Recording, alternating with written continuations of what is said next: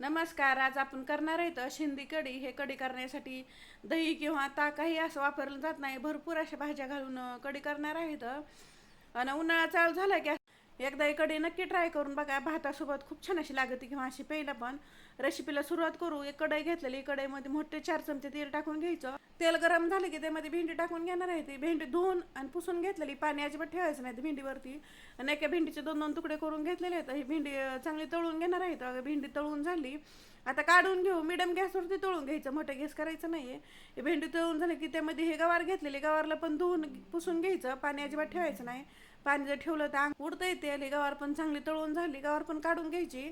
जेवढ्या आपल्याला भाज्या आवडते तसं कमी जास्त करू शकता तुम्ही. हे 2 मिडियम साईजचे बटाटे आहेत, साल काढून घेतलेले आहेत, असे मोठे मोठे तुकडे करून घ्यायचे. आणि तेही टाकून असे चांगला गोल्डन कलर येईपर्यंत तळून घ्यायचं. चांगलं बटाट्याला पण गोल्डन कलर आलेलं आहे. हे काढून घेऊ. भाज्या न तळता बी टाकलं तरी चालतंय. असं जरी भाज्या कच्च्या जरी टाकून तरी कढी केली तरी चवीला खूप छान असते ती. पण तळून टाकलं अजून चव त्याची वाढत. जे तळून तेल राहिलंय त्यामध्ये छोटा चमचा मेथी दाणे टाकायचं, 1 छोटा चमचा जिरे टाकायचे आणि 1 पिंच हिंग टाकायचं. त्यामध्ये 3 हिरव्या मिरच्या घेतल्या अशा बारीक कापून. आणि 1 चमचा अद्रक घेतलेले, खिसून घ्यायचं किंवा असं बारीक चिरून घेतलं तरी चालतंय. आणि अद्रकचं मिरची कच्चपणा जाईपर्यंत असं चांगलं परतून घ्यायचं. गॅस एकदम बारीक ठेवायचा, अजिबात हे जळून द्यायचं नाही. त्यामध्ये 4 चमचे बेसन टाकलेलं आहे. हे बेसन टाकून पण चांगलं तेलामध्ये परतून घ्यायचं आहे. गॅस बारीक ठेवायचा, बारीक गॅसवर चांगलं बेसन तळून घ्यायचं. म्हणजे चांगलं असं खमंग असं बेसन भाजलं जात आहे.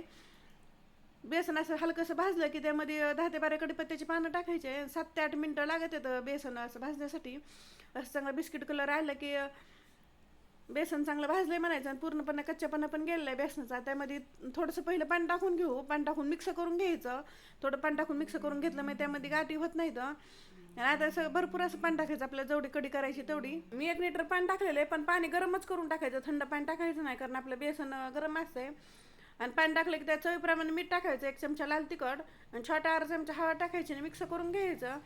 ह्याला 1 उकळी काढून घ्यायची. 1 उकळी आली की त्यामध्ये हे टमॅटोची प्युरी करून टाकली. 3 टमॅटो घेतल्यात मिडियम साईजचे, ते प्युरी करून टाकून घ्यायचं आणि मिक्स करून घ्यायचं.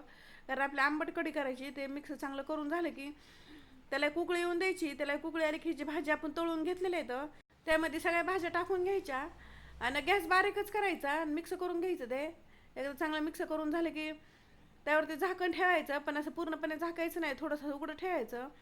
आता थोडं अर्ध झाकण ठेवून 6 ते 7 मिनटासाठी बारीक गॅसवरती शिजवून घ्यायचं. 6 ते 7 मिनटाचं बघा कढी चांगली शिजली.